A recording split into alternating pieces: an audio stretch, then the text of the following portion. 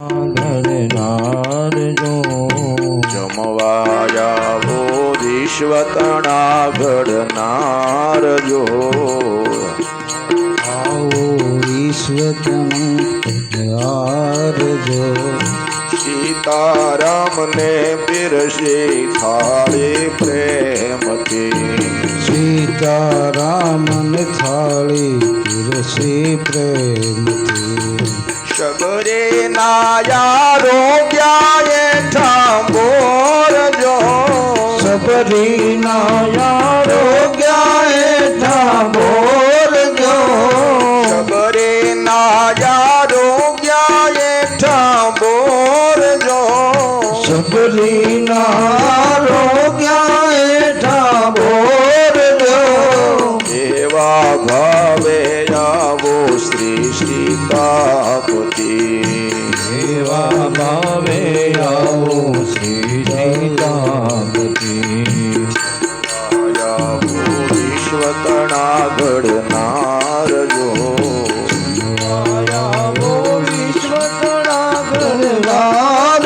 જો સીતાપતિને પીરસી થાળી પ્રેમથી સીતાપતિને ખાલી થાળી પ્રેમથી સુદામાના યારો જ્યાં તાંદૂલ જો સુદામા રોગામી તાંદુલ જો સુદામાના યારો જ્યાં તાંદૂલ જો સુદામાના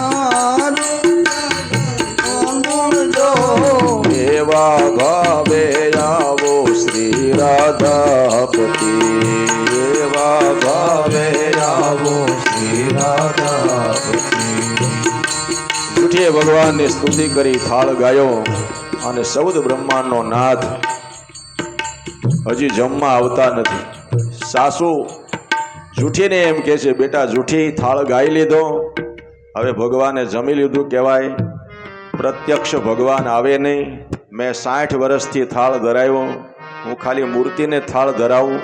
પ્રત્યક્ષ ભગવાન સાકાર સ્વરૂપે ન આવે, એ નિરાકાર બ્રહ્મ છે. જૂઠી કહે છે નહીં, ભગવાન આવે જ. તો કે બેટા તે થાળ ગાયો તો ભગવાન ન આવે? તો કે આવે. પછી જૂઠીએ રસોડામાંથી વેણું લીધું, આન ઠાકોરજીની સામે જૂઠી બેઠા અને આમ વેણું ઊંચું કર્યું, ત્યાં તો મૂર્તિમાંથી કાળિયો ઠાકર પ્રગટ થયા, સૌદ બ્રહ્માંડનો નાથ. સાસુને કીધું, જોઈ લ્યો આ તમારો ઠાકોર જો જમવા આવ્યા છે. ભગવાન જૂઠીની રસોઈ જમ્યા અને ત્યારે સાસુ ભગવાનને પગે લાગવાને બદલે પહેલા કોના પગમાં પડી ગયા? દીકરાની વહુના પગમાં પડી ગયા. ધન્ય છે બેટા તને કે હું પુરુષોત્તમ મહિનામાં 4 ધામની જાત્રા કરવા ગઈ, પણ ત્યાં તો પથ્થરની મૂર્તિમાં મેં દર્શન કર્યા, પણ તે તો અહીંયા ઘેર બેઠા ઠાકોરજીને મેળવી લીધા. મારી કરતા તારી ભક્તિ સળિયાતી છે. એટલે ભાવ હોય ને તો ભગવાન જમે, શ્રદ્ધા વિશ્વાસ હોય તો. વિદુરજીને ત્યાં ભગવાન રસોઈ જમે છે. કેળાની સાલ ખાધી, સત્સંગ થયો, વેદાંતની ચર્ચાઓ થઈ. ત્યાંથી ભગવાન વિદુરજીની ઝૂંપડીએથી વિદાય થયા છે.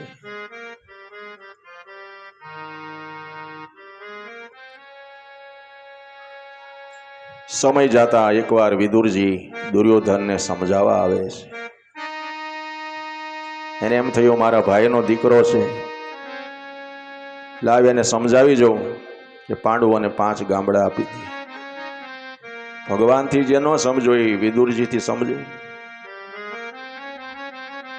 દુર્યોધને વિદુરજીનું અપમાન કરી નાખ્યું, સભામાંથી કાઢી મૂક્યા. વિદુરજીને કીધું, કાકા તમે જાત્રા કરવા જતા રહ્યો. વિદુરજી ત્યાંથી નીકળી ગયા છે. પછી તો એમ કહેવાય છે કૌરવ અને પાંડવોનું ભયંકર યુદ્ધ થયું.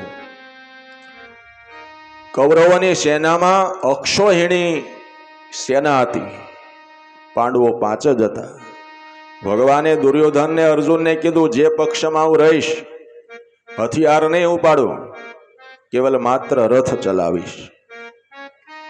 દુર્યોધનને કીધું, તારી શું ઈચ્છા છે? તારે અક્ષોહિણી સેના જોતી કે હું તારો રથ ચલાવું? દુર્યોધને કીધું, મારે તમારી જરૂર નથી, મારે અક્ષોહિણી સેના જોઈએ છે. અર્જુન કહે છે, પ્રભુ મારે અક્ષોહિણી સેના નથી જોતી, મારે તમારી જરૂર છે. વિચાર કરો, જેના રથના સારથી ભગવાન બનાવ્યા હોય એનો કોઈ દી યુદ્ધમાં પરાજય થાય? આ સંસાર છે ને યુદ્ધ ભૂમિ છે, એમાં રથની લગામ ભગવાનને સોંપજો, સંસારમાં ક્યાંય તમારો પરાજય નહીં થાય. કે હરી મારું ગાડું તું ક્યાં લઈ જા, હું કાંઈ ન જાણું.